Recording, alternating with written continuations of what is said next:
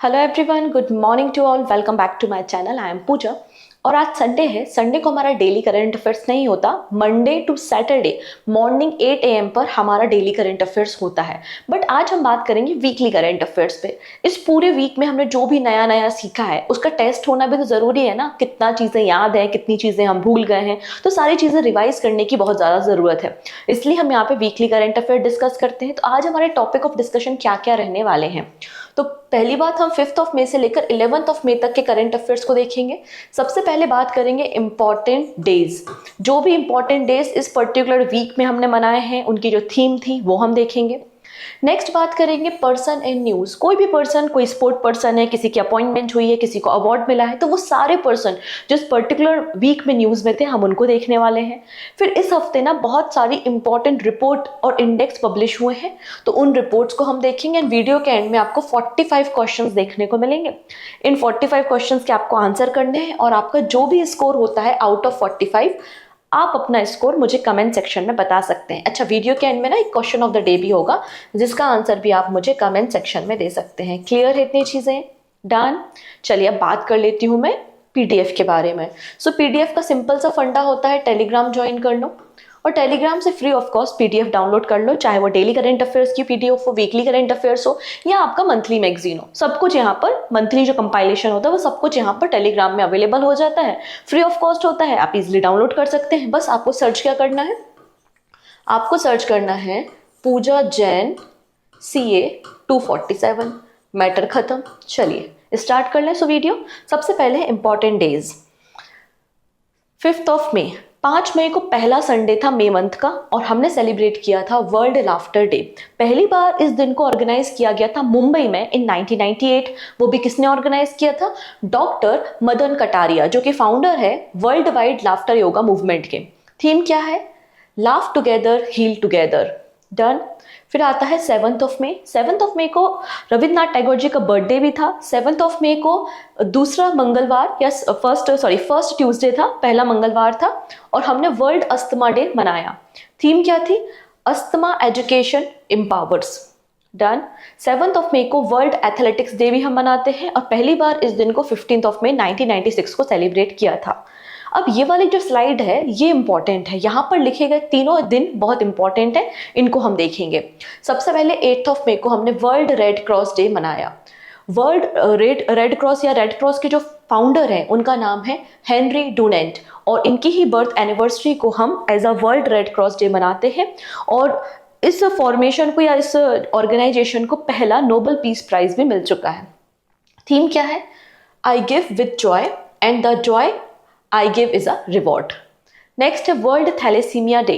Thalassaemia एक blood disorder होता है और लोगों को एडुकेट करने के लिए अबाउट द ब्लड डिसऑर्डर हम 8 मई को वर्ल्ड थैलेसीमिया डे मनाते हैं। थीम क्या है?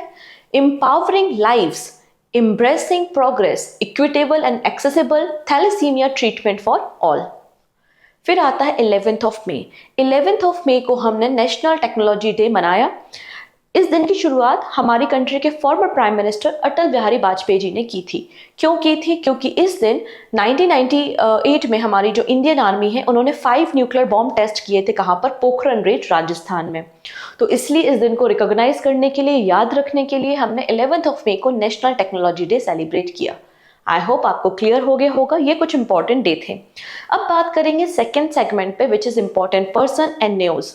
ठीक है, कोई भी इंपॉर्टेंट अवार्ड होंगे, इंपॉर्टेंट पर्सन होंगे, ऑबिचुरीज होंगी, वो सब हम यहाँ पे डिस्कस करेंगे। तो सबसे पहले बात करते हैं यूनेस्को से। देखिए, यूनेस्को जो भी जर्नलिस्ट होते हैं और बहुत ही ज़्यादा डिफिकल्ट कंडीशन में हमको कवरेज प्रोवाइड करते हैं, तो ऐसे डेंजरस सर्कमटेंसेस में जो जर्नलिस्ट काम करते हैं, यूनेस्को उनको इनकरेज करने के लिए बेसिकली अवार्ड देता है।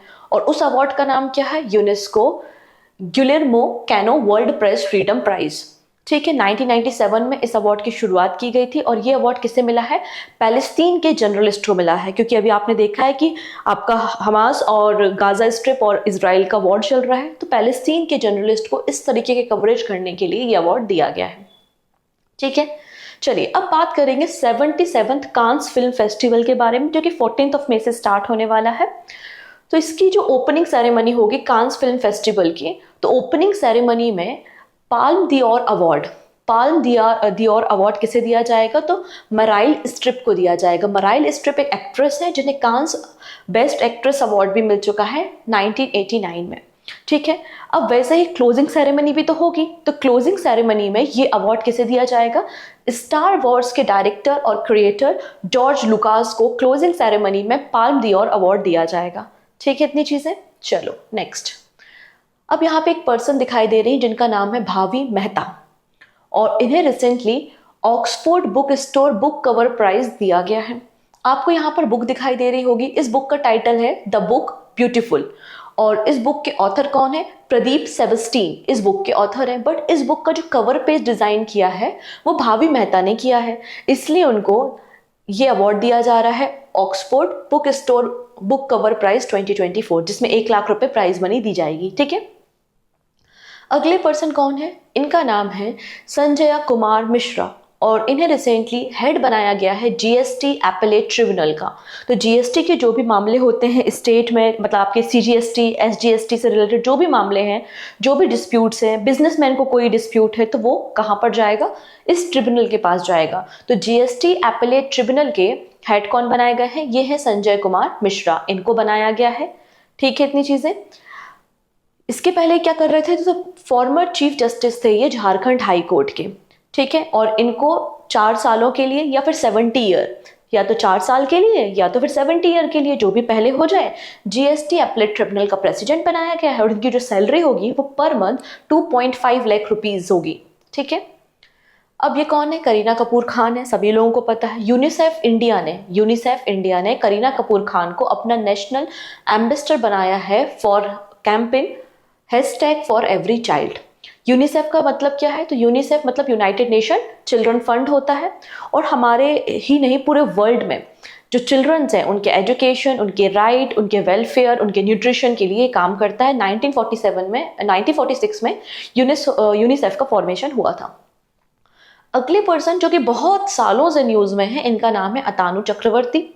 ठीक है, हम सभी को पता है कि HDFC बैंक के ये पार्ट टाइम चेयरमैन थे और आगे भी रहेंगे। ठीक है, reserve bank of India has approved the reappointment of Atanu Chakraborty as a part time chairman of HDFC bank for the period of 3 years. तो 3 और सालों के लिए इनको अपॉइंट कर दिया गया है, मतलब ये 2027 तक पार्ट टाइम चेयरमैन रहेंगे HDFC बैंक के। ठीक है, डन। HDFC बैंक का हेडक्वार्टर आपको मुंबई में मिल जाएगा, एंड 1994 में इसका फॉर्मेशन किया गया था। चलिए अब अगले पर्सन के बारे में बात करते हैं जिन्हें पनामा का नया प्रेसिडेंट बनाया गया है। आप यहाँ सेंट्रल अमेरिका में एक कंट्री देख पाएंगे विच इज पनामा, और पनामा बेसिकली जाने किस लिए जाता है ये शहर, हम पनामा कैनल के लिए इसे जानते हैं। और पनामा जो नहर है वो पैसिफिक ओशन और अटलांटिक ओशन को कनेक्ट करने का काम करती है। ठीक है, तो यहाँ पर 5 सालों के लिए for the period of 5 year Panama के नए राष्ट्रपति बन चुके हैं, प्रेसिडेंट बने हैं, जिनका नाम है जॉस राउल मिलोनो। ठीक है, आपको यहाँ पर देखने को मिलेंगे। पनामा की कैपिटल पनामा सिटी ही है, और यहाँ पे जो करेंसी है उसका नाम है बालबोआ करेंसी आपको मिल जाएगी। अगले पर्सन के बारे में बात करते हैं, इनका नाम है नागेश कपूर, एयर मार्शल नागेश कपूर। और इन्हें ये जो आप दिख रहे हैं ना ट्रेनिंग कमांड, ये बेंगलुरु में जो ट्रेनिंग कमांड है इसका कमांडेंट बनाया गया है। ठीक है, तो यहाँ पे आप देख सकते हैं air marshal Nagesh Kapoor has taken charge as the Air Office Commanding in Chief of the Training Command in the Indian Air Force। चलिए अगली पर्सन के बारे में बात करते हैं, world number 1 women tennis player. तो वर्ल्ड की पहली या नंबर 1 जो टेनिस प्लेयर चल रही है वीमेन्स कैटेगरी में वो कौन है, ईगा स्वितेक है। और ये ईगा स्वितेक आप देखेंगे ये पोलैंड से बिलोंग करती हैं, और रिसेंटली इन्होंने मैड्रिड ओपन टेनिस सिंगल का टाइटल अपने नाम किया है। ठीक है, वहीं अगर बात करते हैं मेल कैटेगरी में, तो मेल कैटेगरी में मैड्रिड ओपन टेनिस सिंगल का टाइटल किसने जीता है, तो आप देखेंगे रशियन प्लेयर हैं, रशिया से बिलोंग करते हैं, इनका नाम है एंड्रे रुवलेव। तो इन दोनों का नाम याद रखना है, किस शहर से बिलोंग करते हैं वो भी आपको याद रखना है, और इन्होंने मैड्रिड ओपन का टाइटल रिसेंटली जीता है। ठीक है, चलिए अब अगली कंट्री के बारे में बात करते हैं हम, स्कॉटलैंड। ये आपको स्कॉटलैंड देखने को मिलेगा जो कि यूनाइटेड किंगडम का एक पार्ट है। हम सभी को पता है ये पूरा जो ऑरेंज कलर का एरिया दिखाई दे रहा है ये आपका यूके कहलाता है। स्कॉटलैंड आप यहाँ देखेंगे, इसका जो मेन शहर या कैपिटल बोल सकते हैं एडिनबर्ग है। और स्कॉटलैंड के जो फर्स्ट मिनिस्टर अपॉइंट किए गए हैं उनका नाम है जॉन स्विनी। ठीक है, तो इनको रिसेंटली अपॉइंट किया गया है। नेक्स्ट है RBI approve appointment of Sanjeev Nautiyal as the next MD and CEO of Ujjivan small finance bank. तो उज्जीवन स्मॉल फाइनेंस बैंक के अगले जो एमडी और सीईओ होंगे वो कौन होंगे? संजीव नौटियाल होंगे। इनका टेन्योर 1 जुलाई से स्टार्ट हो जाएगा। इनका जो टेन्योर होगा वो 3 इयर्स के लिए होगा। उज्जीवन स्मॉल फाइनेंस बैंक का अगर फॉर्मेशन देखेंगे तो 1 Feb 2017 में हुआ था एंड फाउंडर है समित घोष। ठीक है, नेक्स्ट अगली पर्सन जो है वो मल्लिका नड्डा है, जो कि जेपी नड्डा की वाइफ है। जेपी नड्डा की वाइफ होने के अलावा ये चेयरमैन भी हैं special Olympic Asia Pacific advisory council की। रिसेंटली मतलब इन्हें चेयरमैन बनाया गया है special Olympic Asia Pacific advisory council की for the period of 3 years. 3 सालों के लिए इन्हें बनाया गया है। तो मल्लिका नड्डा आपको देखने को मिल जाएंगी। ये कौन है भाई साहब? ये है बजरंग पुनिया, और हम सभी को पता है ये रेसलर हैं। इन्होंने टोक्यो ओलंपिक में हमारे देश को ब्रोंज मेडल भी लाकर दिया था। पर फिलहाल बजरंग पुनिया को यूनाइटेड वर्ल्ड रेसलिंग ने सस्पेंड कर दिया है। यूनाइटेड वर्ल्ड रेसलिंग ने इन्हें सस्पेंड कर दिया है 31 दिसंबर 2024 तक। इसलिए आप बजरंग पुनिया को न्यूज में देख पाएंगे। अगले इलेक्शन के बारे में बात करते हैं जो कि अफ्रीका कंट्री में हुए थे। अफ्रीका कॉन्टिनेंट की एक कंट्री है जिसका नाम है चाड में इलेक्शन हुए थे, प्रेसिडेंशियल इलेक्शन। और यहाँ पर नए जो प्रेसिडेंट बन गए हैं उनका नाम क्या है? इड्रिस डेबे, जो कि चाड के मिलिट्री डिक्टेटर है इड्रिस डेबे। और ये प्रेसिडेंट इलेक्शन जीत गए हैं for the period of 6 year. तो 6 सालों तक ये चाड के अब प्रेसिडेंट रहने वाले हैं। अगले पर्सन है डॉक्टर शुभ्रांशु शेखर आचार्य। इन्हें रिसेंटली सीएमडी बनाया गया है एनएसआईसी का। What is the NSIC? मतलब national small industries corporation. National small industry corporation का, जो कि एमएसएमई मिनिस्ट्री के अंदर काम करने वाली एक ऑर्गेनाइजेशन है और मिनीरत्न कैटेगरी 2 कंपनी की लिस्ट में आती है। इसके सीएमडी बनाए गए हैं डॉक्टर शुभ्रांशु शेखर आचार्य। तो इनका नाम हमारे लिए इंपॉर्टेंट है। और सबसे खास बात क्या है, ये सिडबी के फॉर्मर चीफ जनरल मैनेजर भी रह चुके हैं। ठीक है, अगले पर्सन है ध्रुव धनराज। ध्रुव धनराज पहले ये आपका जो कहते हैं भारत पे के सीईओ थे। और रिसेंटली इन्होंने अपना पहला एक वेंचर कैपिटल फंड लॉन्च किया है जिसका नाम क्या है? एथर्नल कैपिटल। तो एथर्नल कैपिटल एक वेंचर कैपिटल फंड है जिसका कॉर्पस अमाउंट 120 करोड़ रुपीस है। इसको रिसेंटली ध्रुव धनराज ने लॉन्च किया है। अगली जो पर्सन न्यूज़ में है ये इंपॉर्टेंट पर्सन है, नाम है इनका सुनीता विलियम्स। और ये इंडिया की पहली पर्सन है जो 3rd टाइम स्पेस में जाने वाली है। इसके पहले 2006 में, देन 2012 में ये स्पेस में गई थी। और अभी जो अपकमिंग नासा का मिशन जाना था लेकिन कुछ टेक्निकल ग्लिच के कारण जा नहीं पाया, लेकिन बहुत जल्दी जाएगा। तो ये 3rd टाइम स्पेस पे जाने वाली है। इनका नाम क्या है? आपका आंसर हो जाएगा सुनीता विलियम्स। और अभी तक इन्होंने टोटल 322 डेज स्पेस में स्पेंड कर चुकी हैं। डन। नेक्स्ट बात करते हैं एक क्रिकेटर के बारे में जिनका नाम है युजवेंद्र चहल। एक्चुअली गुरुग्राम एडमिनिस्ट्रेशन ने बहुत सारे कैंप गुरुग्राम एडमिनिस्ट्रेशन ने वहाँ पे क्या चल रहा था, जो आपका वोटर्स टर्न राउंड था, वोटर्स की जो काउंटिंग थी वो कम हो रही थी। कम लोग आ रहे थे वोटिंग में पार्टिसिपेट करने के लिए, बाइकआउट कर रहे थे। तो लोगों को इनकरेज करने के लिए कि आपको वोटिंग में पार्टिसिपेट करना चाहिए, इसलिए यहाँ पर आप देखेंगे 3 लोगों को यहाँ पर एम्बेसडर बनाया गया है बाय द गुरुग्राम एडमिनिस्ट्रेशन। कौन कौन है? एक तो आपको दिखाई दे रहा है युजवेंद्र चहल है, एक है आपके हरियाणवी सिंगर एमडी देसी रॉक स्टार, और अगले पर्सन है नवीन पुनिया। तो इन तीनों लोगों को यहाँ पर बनाया गया है ambassador by the Gurugram administration. और गुरुग्राम एडमिनिस्ट्रेशन ने एक एप्लीकेशन भी लॉन्च किया है, वोटर इन क्यू एप्लीकेशन। ठीक है, अगले पर्सन जो इंपॉर्टेंट नाम है वो है सुजाई रेना। और इन्हें वीज़ा ने इंडिया का कंट्री मैनेजर अपॉइंट किया है। वीज़ा हम सभी को पता है एक ग्लोबल डिजिटल पेमेंट प्लेटफॉर्म है और इनके हर एक कंट्री में आप देखेंगे इनका वर्क है। और इंडिया में इन कंट्री मैनेजर किसे बनाया गया है? तो आंसर हो जाएगा सुजाई रैना को बनाया गया है। ठीक है, अगले पर्सन जिनका नाम हमारे लिए इंपॉर्टेंट है, आर्ट एंड कल्चर सेगमेंट से बड़ा इंपॉर्टेंट हो जाता है, वो है सलाम Bin Razzaq. Salam Bin Razzaq he passed away recently at Mumbai. और ये उर्दू लिटरेचर या उर्दू राइटर से इनका रिलेशन रहा है। इन्होंने कई सारी रचनाएं की हैं और इन्हें साहित्य अकादमी अवार्ड भी मिला है 2004 में। इनके स्टोरी कलेक्शन जिसका नाम है शिकस्त बातों के दरमियाँ।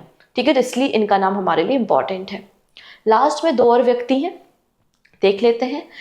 ये है लैंडो नॉरिस जो कि British and Belgian formula 1 driver है और इन्होंने अपना पहला इलेक्ट्रीफाई मियामी ग्रैंड प्रिक्स का टाइटल जीत लिया है। तो पहला है इसलिए इंपॉर्टेंट हो जाता है हमारे लिए भी और उनके लिए भी। अगले पर्सन के बारे में बात करते हैं जिनका नाम है फ्रैंक शॉन्स। ये बोइंग के लगभग 10 सालों तक चीफ एग्जीक्यूटिव ऑफिसर रहे हैं 1986 से लेकर 1996 तक और इनकी डेथ हो गई है। तो हमें इनका नाम भी इंपॉर्टेंट है क्योंकि बड़ी कंपनी के भाई सीईओ रहे हैं 10 सालों तक, तो इसलिए हम इनका नाम भी याद रखेंगे। डन। तो ये थे कुछ इंपॉर्टेंट पर्सन जो पूरे हफ्ते में मुझे लगा कि इंपॉर्टेंट है, रिवाइज कर लेना चाहिए, तो हमने रिवाइज कर लिया। अब अगले सेगमेंट पे हम बात करेंगे जहाँ पे हम कुछ रिपोर्ट्स और इंडेक्स पर बात करेंगे और फिर हम एमसीक्यू को देखेंगे। डन। यहाँ तक कोई दिक्कत? और अगर वीडियो यूजफुल लग रहा है, काम का लग रहा है, तो बिल्कुल अपने फ्रेंड्स के साथ शेयर कर सकते हैं। पहली बार आ रहे हो तो सब्सक्राइब करना तो बनता ही बनता है, ठीक है।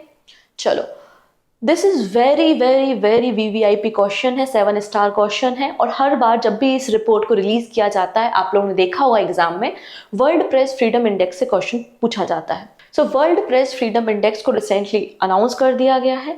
ये रिपोर्ट बेसिकली बताती है किसी भी कंट्री में वहाँ की मीडिया को कितनी फ्रीडम है, ठीक है। और आपको तो पता है हमारे कॉन्स्टिट्यूशन के आर्टिकल नंबर 19 में भी प्रेस की फ्रीडम पे ही बात की गई है। चलिए इंडिया की रैंकिंग देखते हैं। तो इंडिया की रैंकिंग इंक्रीज हुई है बट इंडिया का जो स्कोर है ना वो ड्रॉप हुआ है। इंडिया की रैंकिंग कितनी है तो आप देखेंगे इंडिया की रैंकिंग है 159 इन 2024। लास्ट ईयर इंडिया की रैंकिंग कितनी थी? 161 थी इन 2023। तो इंडिया की रैंकिंग इंप्रूव हुई है, ठीक है, बट इंडिया का जो स्कोर है वो ड्रॉप हुआ है। पहले इंडिया का स्कोर आप देखेंगे 36.62 था बट अब इंडिया का स्कोर 31.28 है। तो आप कहेंगे कि मैडम ऐसे कैसे कि स्कोर ड्रॉप हो गया है, रैंकिंग इंक्रीज हो गई है? वो ऐसा इसलिए कि हो सकता है और भी कोई कंट्रीज हो जिनकी रैंकिंग ड्रॉप हुई हो, इसलिए भारत की रैंकिंग इंप्रूव हो गई बट हमारा स्कोर ड्रॉप हुआ है। अगर हम टॉप 3 नेशंस के बारे में बात करते हैं तो टॉप पर है Norway, then Denmark, then Sweden आपको देखने को मिलेगा। एंड नॉर्वे के जो स्कोर है वो 91.89 आपको स्कोर देखने को मिल जाएगा। डन। इतनी चीजें बेसिकली 5 अलग अलग कैटेगरीज में या 5 अलग अलग इंडिकेटर्स पे इस रिपोर्ट को पब्लिश किया जाता है। Political context, legal framework, economic context, social culture context and the security. And bottom पर कौन है तो बॉटम पे आपको इरिट्रिया देखने को मिलेगा। बॉटम पे कौन है? इरिट्रिया आपको देखने को मिलेगा जिसका स्कोर 16.6 है। देन सीरिया, फिर आपको अफगानिस्तान। तो ये लोवेस्ट रैंक है, ये हाईएस्ट रैंक आपको देखने को मिल जाएगी। और टोटल 180 कंट्रीज में इंडिया की रैंकिंग 159 नंबर पे मिलेगी। ये रिपोर्ट कौन पब्लिश करता है तो इस रिपोर्ट को रिपोर्टर्स विदाउट बॉर्डर पब्लिश करता है एवरी ईयर, ठीक है। डन। और कब से पब्लिश हो रही है? 2002 से हो रही है, 2002 से। यहाँ पर कुछ नेबरिंग कंट्री हैं जो कि हमारे पड़ोसी हैं, उनकी रैंकिंग भी आप देख सकते हैं, जैसे कि म्यांमार 171, चाइना 172, अफगानिस्तान तो देखिए 178 नंबर पे है, ठीक है, और इंडिया 159 है। इंडिया भी कुछ खासा अच्छा नहीं है। नेक्स्ट बात करेंगे हम वर्ल्ड वेल्थिएस्ट सिटी रिपोर्ट के बारे में, जिसे Henley and partners and new world wealth ने पब्लिश किया है। यहाँ पर पहली बार टॉप 50 वर्ल्ड वेल्थिएस्ट सिटीज में इंडिया की 2 सिटीज इंक्लूड हुई हैं, which is Mumbai and Delhi. Mumbai की रैंकिंग आपको 24th पोजीशन पे और दिल्ली की रैंकिंग 37th पोजीशन पे देखने को मिल जाएगी। तो सबसे वेल्थिएस्ट सिटी पूरे वर्ल्ड में कौन सी है तो आंसर हो जाएगा न्यूयॉर्क है, जो कि वेल्थिएस्ट सिटी है पूरे वर्ल्ड में, ठीक है, जहां पर टोटल नंबर ऑफ आपको मिलेनियर्स 3,49,500 मिलेनियर्स आपको देखने को मिल जाएंगे न्यूयॉर्क में। तो फर्स्ट नंबर पे न्यूयॉर्क सिटी, सेकंड नंबर पे San Francisco and Silicon Valley, third number पे टोक्यो है। एंड टॉप 50 में 2 इंडियन सिटीज है which is Mumbai and Delhi. Done. चलिए अगली रिपोर्ट पे हम डिस्कशन कर लेते हैं 5th ग्लोबल इलेक्ट्रिसिटी रिव्यू। ये 5वां एडिशन है ग्लोबल इलेक्ट्रिसिटी रिव्यू का। और इस रिपोर्ट को पब्लिश कौन करता है तो यूके, यूनाइटेड किंगडम बेस्ड एक ग्लोबल थिंक टैंक है जिसका नाम है एम्बर। एम्बर इस रिपोर्ट को पब्लिश करता है और इस रिपोर्ट में बताया है, क्या बताया जाता है पहले तो वो सीख लेते हैं। इस रिपोर्ट में बताया जाता है कि कौन सी कंट्री रिन्यूएबल एनर्जी के डायरेक्शन में काम कर रही है, कौन सी कंट्री है जहाँ पे ज़्यादा सोलर एनर्जी प्रोड्यूस हो रहा है और टोटल जितना उनका डिमांड है उसके कंपैरिजन में रिन्यूएबल एनर्जी का कितना परसेंटेज है। तो ये सारी बातें इस रिपोर्ट में पब्लिश की जाती हैं। ठीक है, इतनी चीजें। अब ये इस रिपोर्ट में इंपॉर्टेंट बात ये है कि इंडिया ने ओवरटेक कर लिया है जापान को, और इंडिया थर्ड नंबर पे आता है, third highest solar power generation in the world, India. First number पे कौन है? फर्स्ट नंबर पे चाइना है, सेकेंड नंबर पे यूएसए है, एंड थर्ड नंबर पे आपको इंडिया देखने को मिल जाएगा। लेकिन इस रिपोर्ट में ये कहा है कि भारत की प्रोग्रेस काफी अच्छी रही है, ठीक है, कि 2015 में इंडिया 9th पोजीशन पे था, और 2023 का जब डेटा पब्लिश किया गया तो इंडिया इसमें आपको थर्ड पोजीशन पे देखने को मिलेगा। मतलब इंडिया ने प्रोग्रेस किया है और जापान को ओवरटेक कर लिया है, ठीक है। अब क्या बोलते हैं कि भारत में जितना भी इलेक्ट्रिसिटी की डिमांड है, तो टोटल डिमांड का आप देखेंगे, टोटल डिमांड का 5.8% सोलर एनर्जी से फुलफिल होता है इंडिया में। वहीं वर्ल्ड की बात करते हैं तो वर्ल्ड में ये 5.5% आपको देखने को मिल जाएगा, ठीक है। डन, इतनी चीजें। इसके अलावा अगर भारत का हम टोटल प्रोडक्शन देखते हैं कि हमने कितना सोलर जनरेशन इंक्रीज किया है, तो आप देखेंगे 18 टेरावाट आवर हमने इंक्रीज किया है। और भारत का अपना एजेंडा है कि हमारा टोटल जितना भी हम कंजप्शन करते हैं एनर्जी का, उसका 50% हम रिन्यूएबल एनर्जी से फुलफिल करेंगे बाय 2030। ऐसा इंडिया ने अपना टारगेट भी सेट किया हुआ है। ओके, चलिए अब बात करते हैं एशियन डेवलपमेंट बैंक की एक रिपोर्ट के बारे में, जिसे रिसेंटली रिलीज किया गया है, और टाइटल क्या है? Ageing well in Asia, Asian development policy report. और ये फर्स्ट रिपोर्ट है, ये फर्स्ट एडिशन है, ठीक है। एशियन डेवलपमेंट रिपोर्ट क्या बताता है? इस रिपोर्ट में बताया जाता है कि हेल्थ इंश्योरेंस कवरेज इंडिया और जो एशियन डेवलपमेंट कंट्री या एशिया पैसिफिक एरिया में जो कंट्रीज हैं, उनमें क्या पेनिट्रेशन है, कितने लोग हैं जो अवेयरनेस रखते हैं और हेल्थ इंश्योरेंस लेते हैं। तो यहाँ पे बोला गया है कि इंडिया का आपको लो हेल्थ इंश्योरेंस कवरेज देखने को मिलेगा। इंडिया में केवल आप देखेंगे जो ओल्डर पर्सन है, India has the lowest health insurance coverage among older people standing at only 21। हमारे देश में जितने भी ओल्डर पीपल है, उनके बीच में केवल 21% ही ऐसे लोग हैं जिनके पास हेल्थ कवरेज है, ठीक है। लेकिन अगर हम कुछ ऐसे देशों के बारे में बात करें जैसे कि साउथ कोरिया, थाईलैंड, यहाँ पर आपको यूनिवर्सल हेल्थ कवरेज देखने को मिलेगा। हालांकि इस रिपोर्ट में ये भी बताया गया कि आयुष्मान भारत जो स्कीम आई है, जिसमें अप टू 5 लाख रुपीस तक का ट्रीटमेंट दिया जाता है, तो उसके बाद इंडिया में हेल्थ कवरेज का पेनिट्रेशन इंक्रीज हुआ है, ठीक है। अब यहाँ पे और क्या बातें की गई हैं, आइए समझ लेते हैं। According to the report, the number of people aged 60 and older in developing Asia and Pacific is set to nearly double. अब एशिया पैसिफिक एरिया में जो बूढ़े लोग हैं जिनकी एज 60 ईयर या अबव है, तो उनकी पॉपुलेशन डबल हो जाएगी। कितनी हो जाएगी? 1.2 बिलियन हो जाएगी, डबल हो जाएगी बाय 2050, ऐसा इस रिपोर्ट में कहा गया है, ठीक है। और इसलिए ज़रूरत है कि लाइफ कवरेज या लाइफ इंश्योरेंस कवर होना बहुत ज़रूरी है, स्पेशली ओल्डर पीपल्स के पास। इसके अलावा यहाँ पे ये भी कहा गया है कि जो लाइफ एक्सपेक्टेंसी है, लोग जितना साल जीते हैं, लाइफ एक्सपेक्टेंसी भी लोगों की इंक्रीज हुई है, ऐसा बताया गया है। आप देख सकते हैं इंक्रीज हो रही है। 2022 में ये थी 3.7 ईयर और अभी 2050 तक 4.1 ईयर हो जाएगी। मतलब लाइफ एक्सपेक्टेंसी इंक्रीज हो रही है, ये बात यहाँ पर कही गई है, ठीक है। बस इतनी ही बातें आपको इस रिपोर्ट की याद रखनी है। फिर नेक्स्ट रिपोर्ट, ये रिपोर्ट बहुत इंपॉर्टेंट है, यहाँ से क्वेश्चन आने की प्रोबेबिलिटी बहुत ज़्यादा है।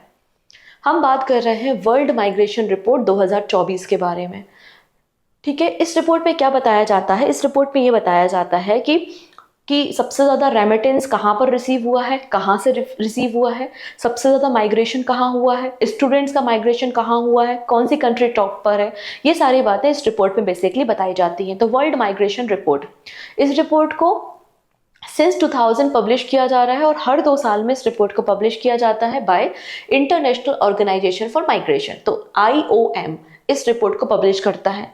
हम डायरेक्टली बात करेंगे की फाइंडिंग पे, जो सबसे इंपॉर्टेंट की फाइंडिंग है वो हम देखते हैं। सबसे पहली बात हो रही है रेमिटेंस के बारे में, जो अलग अलग देशों से रिसीव किया जाता है। तो रेमिटेंस 650% इंक्रीज हुआ है पूरे वर्ल्ड में, ठीक है। 2000 में जो रेमिटेंस था वो कितना था? $128 बिलियन था, और ये 650% इंक्रीज होके 2022 में पूरे वर्ल्ड में जो रेमिटेंस रिसीव हुआ है वो $831 बिलियन है, ठीक है। और इस रेमिटेंस के मामले पे इंडिया टॉप पर है, इंडिया फर्स्ट नंबर पे आता है। इंडिया को टोटल $111 बिलियन रेमिटेंस रिसीव हुआ है, तो इंडिया टॉप पर है। और इंडिया पहली कंट्री बन गया है जिसने $100 बिलियन के जो मार्क है उसको अचीव किया है, ठीक है, in the case of remittance. Done. Next बात बोलते हैं कि इंडिया के अलावा अगले कंट्री आता है Mexico, then China and Philippines and France. ये टॉप कंट्रीज हैं जहां पर आपको सबसे ज़्यादा रेमिटेंस देखने को मिलेगा। इसके अलावा अब बात करते हैं माइग्रेशन के बारे में। तो इंडिया से लोग सबसे ज़्यादा माइग्रेट हुए हैं, मतलब इंडिया से बहुत सारे लोग अलग अलग देशों में जॉब करने के लिए जाते हैं। तो इंडिया में माइग्रेशन सबसे ज़्यादा है, लार्जेस्ट है, कितना है 18 मिलियन, मतलब 18 मिलियन भारतीय अलग अलग देशों में जॉब करने के लिए गए हैं। और सबसे ज़्यादा भारतीय या हमारे जो डायस्पोरा हैं वो सबसे ज़्यादा कहाँ पर आपको मिलेंगे, तो गल्फ कंट्रीज़ में, यूएई, यूएसए और सऊदी अरेबिया में आप देखोगे इंडियन डायस्पोरा सबसे ज़्यादा मिलेंगे। तो यही सोर्सेज हैं हमारे रेमिटेंस के। सबसे ज़्यादा जो हमारे रेमिटेंस मिलता है वो यूएसए, यूएई से ही तो हमें मिलता है। इसके अलावा रिपोर्ट में ये भी कहा गया है कि इंडिया में फीमेल का जो माइग्रेशन है वो स्लाइटली ज़्यादा है, स्लाइटली हायर है as comparison to the male, मतलब फीमेल इमिग्रेंट ज़्यादा हैं, मेल कम है, ठीक है। और गल्फ कंट्री यहाँ पे सबसे ज़्यादा मतलब एक्यूरेट डेस्टिनेशन बताया जाता है जहाँ पे अलग अलग सेक्टर में भारतीय जाते हैं और वहाँ पे जाके काम करते हैं, ठीक है। तो गल्फ जो कंट्रीज़ हैं ये गल्फ कंट्रीज़ हैं, ओमान हो गया आपका, Qatar, Bahrain, Kuwait, Saudi Arabia, UAE, ये जो गल्फ कंट्रीज़ हैं यहाँ पर सबसे ज़्यादा जो लोग आके बस गए हैं या काम करते हैं वो इंडिया के हैं। इंडिया के बाद इजिप्ट, बांग्लादेश, इथोपिया और केन्या के आपको देखने को मिल जाएंगे। तो इस रिपोर्ट में देखो माइग्रेशन के बारे में बताया गया कितना इंक्रीज हुआ है। तो यहाँ पर 2020 में 2020 में टोटल नंबर ऑफ जो माइग्रेंट्स है पूरे वर्ल्ड में वो 281 मिलियंस है, जो कि पूरे वर्ल्ड के पॉपुलेशन का टोटल वर्ल्ड की पॉपुलेशन का 3.6% है। इतने लोग पूरे साल भर में माइग्रेट हुए हैं 2020 में, ठीक है।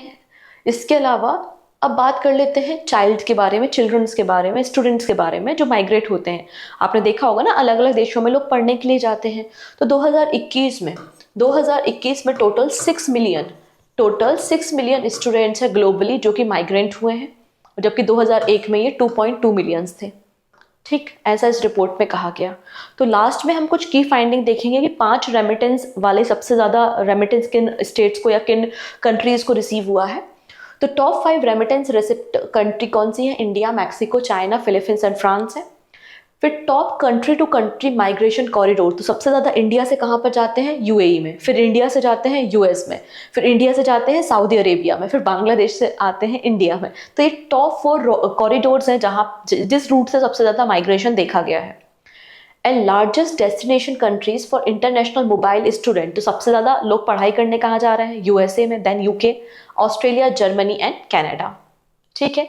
ये एडिशनल इन्फॉर्मेशन है about the IOM, International Organization for Migration, जिसका मेंबर इंडिया भी है। इसका फॉर्मेशन 1951 में हुआ था, जेनेवा में हेडक्वार्टर मिल जाएगा। डन। तो इस तरीके से ये पूरा हमारा रिपोर्ट वाला सेगमेंट भी खत्म होता है।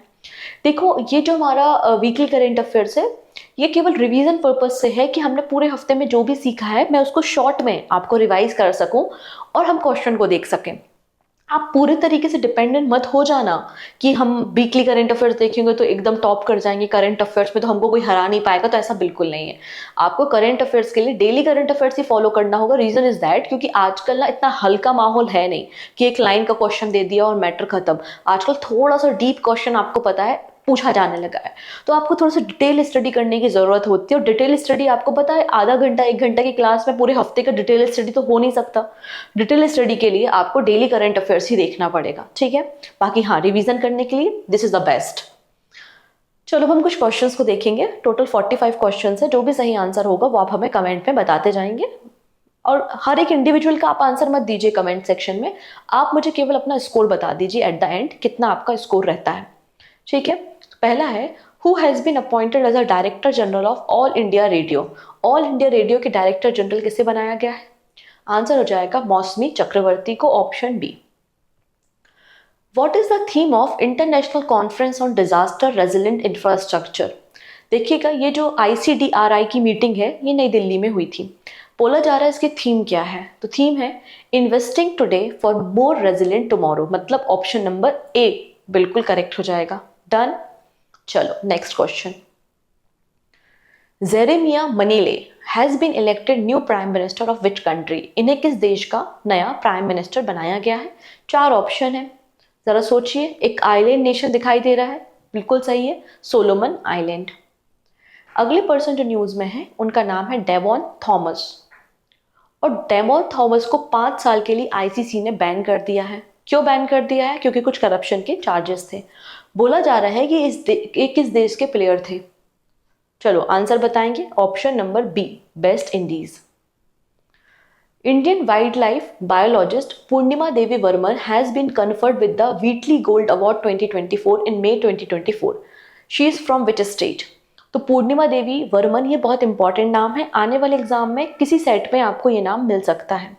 ठीक है, इन्हें रिसेंटली ग्रीन ऑस्कर या व्हीटली गोल्ड अवार्ड दिया गया है और ये आसाम से रिलेटेड है। Option C. नेक्स्ट है, pension department has recently launch an mobile portal for government retirees. What is the name of the portal? तो पेंशन डिपार्टमेंट ने एक इंटीग्रेटेड पोर्टल लॉन्च किया है जिसमें आपके 17 ऐसे रेगुलेटेड फंड्स या जो कि पेंशन के लिए रिस्पॉन्सिबल है, ऐसे फंड्स को इकट्ठा किया गया है जिसका नाम है Bhavishya portal. Recently where was the event titled localising the SDG women in local governance in India lead the way organised. तो यहाँ पर कहाँ पर इस समिट को या इस कॉन्फ्रेंस को ऑर्गेनाइज किया गया था? तो इस मतलब कॉन्फ्रेंस को ऑर्गेनाइज किया था हमारी मिनिस्ट्री ऑफ पंचायती राज ने, यूनाइटेड नेशन पॉपुलेशन फंड ने, और हमारा जो परमानेंट ऑफिस है यूनाइटेड नेशन में, उन्होंने, इन तीनों ने मिलकर इस मीटिंग को ऑर्गेनाइज किया था। कहाँ पर? न्यूयॉर्क में। Recently which Indian receive the green Oscar Whitley gold award? तो अभी हमने देख लिया पूर्णिमा देवी वर्मन। क्वेश्चन रिपीट हो गया है। Option B is the right answer. Blood minerals controversy seen in the news related to. तो ब्लड मिनरल कंट्रोवर्सी, तो ब्लड मिनरल के बारे में मैंने आपको बताया था। एप्पल पे चार्जेस एलिगेशंस लगाए गए हैं बाय द अफ्रीका। कहां पर? आप देखेंगे अफ्रीका में। Option A. Which organization a satellite data-based analysis on expansion of glacier lakes in the catchment of Indian Himalaya River Basin? तो कौन सा ऑर्गेनाइजेशन है जिसने बताया है कि हमारा जो ग्लेशियर्स है, उनका जो ग्लेशियर लेक्स है, उनका एरिया इंक्रीज होता जा रहा है, एक्सपांशन होता जा रहा है? तो किसने बताया? इसरो ने बताया। Option A. नेक्स्ट है, which institute released ageing well in Asia Asian development policy report? तो इस रिपोर्ट को recently ADB Asian development bank ने रिलीज किया था। नेक्स्ट है, which state education department recently released the guidelines for elimination of corporal punishment? तो corporal punishment, जो physical punishment दी जाती है, उसके लिए गाइडलाइंस इशू की है किसने? तो आपका हो जाएगा तमिलनाडु गवर्नमेंट ने। The appointment committee of cabinet has approved the appointment of blank as a president GST appellate tribunal for the 4 year. तो GST एपिलेट ट्रिब्यूनल का हेड किसे बनाया गया है रिसेंटली? आज ही हमने देखा है, अभी देखा है, Sanjay Kumar Mishra. Option A. Consider the following statement about the world press freedom index, और बताना है कि कौन से स्टेटमेंट आपके करेक्ट हैं। पहला है, the index is released by reporter without border. Next one is India at 159 among the 180 countries in the index. Denmark top the index and Syria is at the bottom of the index. तो हमें पता है कि हाँ, reporter without border ने इसको release किया है। आउट ऑफ 180 कंट्री भारत की रैंकिंग 159 है, ये बात भी बिल्कुल सही है। डेनमार्क नहीं, नॉर्वे ने टॉप किया है, और सीरिया नहीं, इरिट्रिया बॉटम पर है। तो 2 स्टेटमेंट करेक्ट है, 2 इनकरेक्ट है। Which company has secured $400 million finance from a consortium of 5 international bank for its under construction solar project of 750 megawatt in Gujarat and Rajasthan? तो रिसेंटली वो कौन सी कंपनी है जिसने 5 अलग अलग इंटरनेशनल बैंक से लोन लिया है और गुजरात और राजस्थान में इनके जो ऑनगोइंग प्रोजेक्ट हैं उनको कंप्लीट करने के लिए? सो आंसर हो जाएगा Adani green energy. Reserve bank of India ने रिसेंटली अतानु चक्रवर्ती को पार्ट टाइम चेयरमैन के लिए अप्रूव कर दिया, रीअपॉइंटमेंट किया है for the period of 3 years। ठीक है, ये किस बैंक के लिए इनको चेयरमैन अपॉइंट किया गया है? तो आंसर है HDFC bank. Which organisation of India organised hashtag play true campaign? तो प्ले ट्रू कैंपेन बेसिकली किसने लॉन्च किया है? To create awareness about the clean sports. So answer है NADA, national anti doping agency. NPCI signed an agreement with which African country for UPI like instant payment service? This is very important question. अगर आप international news में देखोगे तो ये सबसे important news आपको देखने को मिलेगी. तो NPCI ने रिसेंटली नमीबिया के साथ एक एग्रीमेंट साइन किया, बैंक ऑफ नमीबिया के साथ, कि जैसा हमारा UPI है वैसे ही हम आपके लिए भी एक इंस्टेंट पेमेंट सर्विस प्रोवाइड करेंगे. Option A is the right answer. Next है, in which country will the ICC women T20 world cup 2024 be organised? तो यहाँ पे 2024 का वीमेन्स ICC वर्ल्ड कप कहाँ होगा? बांग्लादेश में होगा. इसके अलावा यहाँ पर देखेंगे जो ICC मेंस वर्ल्ड कप है जो कि आपका USA एंड वेस्ट इंडीज में होने वाला है, उसके लिए एंथम सॉन्ग भी रिलीज किया है. एंथम सॉन्ग का नाम है out of this world and इस एंथम को Grammy award winner Sean Paul and Keys ने तैयार किया है. नेक्स्ट है, India has invited election management bodies of how many countries under the international election visitor programme? तो रिसेंटली इंडिया ने 75 delegates को बुलाया है जो कि आपके 23 अलग अलग कंट्रीज से हैं और हमारे देश में जो ऑनगोइंग इलेक्शन चल रहे हैं उनको देखेंगे, उनको ऑब्जर्व करेंगे. ठीक है, तो ऑप्शन नंबर यहाँ पे बी करेक्ट हो जाएगा. Recently which country has sign an agreement to connect India's payment system UPI with country's interbank payment and settlement system? तो यहाँ पे वो कौन सा देश है जो हमारे UPI को अपने देश के इंटरबैंक पेमेंट सिस्टम से तैयार करेगा, कनेक्ट करेगा, जिससे हमारा फ्री ट्रेड एग्रीमेंट हो सके और सेम करेंसी में हम यहाँ पे ट्रांजेक्शन कर सकें. तो आंसर क्या हो जाएगा? Option B, Ghana. Next, which country will launch the world first compressed natural gas motorcycle in June 2024? तो कौन लॉन्च करेगा? आंसर हो जाएगा Bajaj auto. Option D. Which bank has partnered with Bangalore-based financial service provider ANQ to unveil 2 new credit card Pi and Fi designed for Indian customer? तो 2 credit card यहाँ पे कौन launch कर रहा है? पाई एंड फाई. तो आंसर हो जाएगा यश bank. Which operation has been started by the Indian Air Force to extinguish the forest fire near the Nainital in Uttarakhand? तो आंसर क्या हो जाएगा? Bambi bucket operation. Which state government has launch the school on wheel initiative? तो school on wheel initiative कहाँ पे launch किया है? अनुसुईया उइके ने किया है, मणिपुर में. Option D. Which bank has rolled out a new facility allowing is non resident Indian मतलब NRI customer to make UPI transaction in India using their international mobile numbers?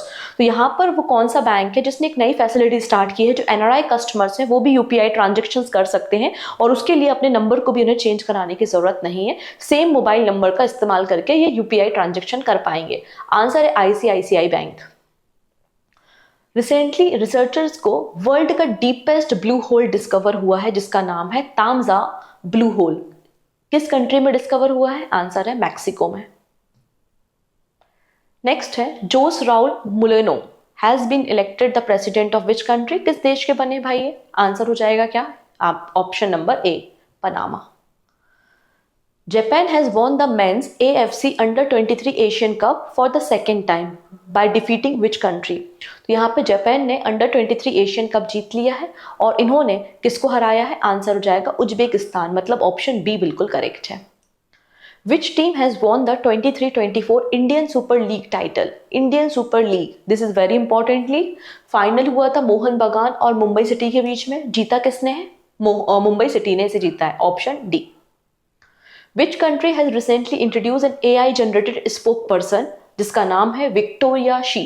किसने तैयार किया है इसे? तो आंसर हो जाएगा यूक्रेन ने इसे रेडी किया है. Option D. यूनिसेफ इंडिया ने रिसेंटली अपना नेशनल एम्बेसडर किसे बनाया है? Very easy question, Kareena Kapoor Khan is the right answer. Next है, India's premier biennial motor show auto expo will be held in which city in 2025? तो ऑटो एक्सपो कहाँ पर होगा 2025 में? तो नई दिल्ली में इसका आयोजन होगा. नई Delhi is the right answer. ठीक है, ऑप्शन डी बिल्कुल करेक्ट है. डन. चलिए, who has won the formula 1 Miami grand prix? ये भी एक इंपॉर्टेंट क्वेश्चन है. तो आंसर हो जाएगा लैंडो नॉरिस. ऑप्शन डी बिल्कुल करेक्ट है. Option D. World number 1 women tennis player ईगा स्वितेक, इन्होंने रिसेंटली मैड्रिड ओपन का टाइटल अपने नाम किया है. पूछा जा रहा है कि ईगा स्वितेक किस कंट्री से बिलोंग करती हैं? आंसर हो जाएगा ये पोलैंड से बिलोंग करती हैं. who have been named as the laureate of 2024 Guillermo Cano world press prize, और ये अवार्ड यूनेस्को देता है। आंसर हो जाएगा Palestinian journalist, option D. Easy question है, सब कुछ पढ़ा है, ठीक है, आप आंसर कर पा रहे होगे। Which startup of IIT Madras has launched first India made high performance system on chip? मतलब पहली माइक्रो कंट्रोलर चिप किसने बनाई है? तो IIT मद्रास का एक इंक्यूबेटर है, एक स्टार्टअप है जिसका नाम है माइंड ग्रुप टेक्नोलॉजीज। तो ऑप्शन डी यहाँ पे बिल्कुल करेक्ट हो जाएगा। Okay, next, digital payment platform Visa has appointed whom as the country manager for India? किसे अपॉइंट किया है? तो सुजाई रैना को किया है, ऑप्शन सी यहाँ पे करेक्ट है, ठीक है। नेक्स्ट है, ये आपका एक मैं आपको बहुत जल्दी एक वीडियो बनाऊंगी जिसमें हम ना सारे माउंटेन रेंज हैं जो किन देशों के बीच में हैं, कहाँ पर हैं, तो उनकी हाईएस्ट पीक क्या है, तो उसको हम डिस्कस कर लेंगे, ठीक है। यहाँ पर आप देखेंगे एक आपको रेंज दिख रही है जिसका नाम है Pyrenees mountain, recently in news, form a natural border between which two countries? तो किन दो देशों के बीच में बॉर्डर है ये? आंसर हो जाएगा स्पेन और फ्रांस के बीच में, option D. Indian Coastal Guard has signed an MOU with which company for the supply of indigenous marine grade steel? तो यहाँ पे मरीन ग्रेड स्टील के सप्लाई करने के लिए इंडियन कोस्ट गार्ड ने जिंदल स्टील के साथ एग्रीमेंट साइन किया है, option B. Which bank has supported social sector startup in India? तो कौन सा बैंक है जो हमारे देश के सोशल सेक्टर स्टार्टअप को प्रमोट करेगा, जिसके लिए इन्होंने 19.6 करोड़ रुपीस का ग्रांट भी दिया है? कौन सा बैंक है? Option number D, HDFC bank. Next है, Shinku La tunnel is located between which two region of the India? तो ये जो टनल है वो किन दो एरियाज को कनेक्ट करती है? हिमाचल प्रदेश एंड लद्दाख को कनेक्ट करती है, मतलब Lahaul valley and the Zanskar valley को कनेक्ट करती है, ठीक है। Which state government has launch the Pirul Lao Paise पाओ कैंपेन? तो इस कैंपेन को लॉन्च किया है उत्तराखंड ने, ऑप्शन डी। अब यहाँ पे एक स्टेटमेंट है Thomas cup and Uber cup के रिगार्डिंग, हमें बताना है कि कौन सा स्टेटमेंट करेक्ट है। पहला स्टेटमेंट कहता है कि China has won the Thomas cup title and it was the 11th title win for China. तो ये चाइना ने थॉमस कप जीता है और इसका 11वें नंबर का टाइटल है। ऊबर कप का रिलेशन बैडमिंटन से है। चाइना की जो वीमेन टीम है उन्होंने इंडोनेशिया की टीम को हराकर ऊबर कप का टाइटल जीता और इनका 16वें नंबर का टाइटल है। और Thomas cup and Uber cup जो है वो चाइनीज सिटी चेंगडू में खेले गए हैं। कौन से स्टेटमेंट करेक्ट है? तो हमें पता है ये सारे के सारे स्टेटमेंट करेक्ट हैं। और Uber cup Thomas cup important होता है, इसको आप पढ़ के जाइएगा आने वाले एग्जाम में, ठीक है। तो ऑप्शन नंबर डी बिल्कुल करेक्ट हो जाएगा। And this is question of the day, आपके स्क्रीन पे है, आप इसका आंसर हमें कमेंट सेक्शन में देंगे और आपका जो भी स्कोर होता है वो भी आप मुझे बता देंगे। ओके, सो मिलते हैं हम नेक्स्ट वीडियो में। Take care and bye bye.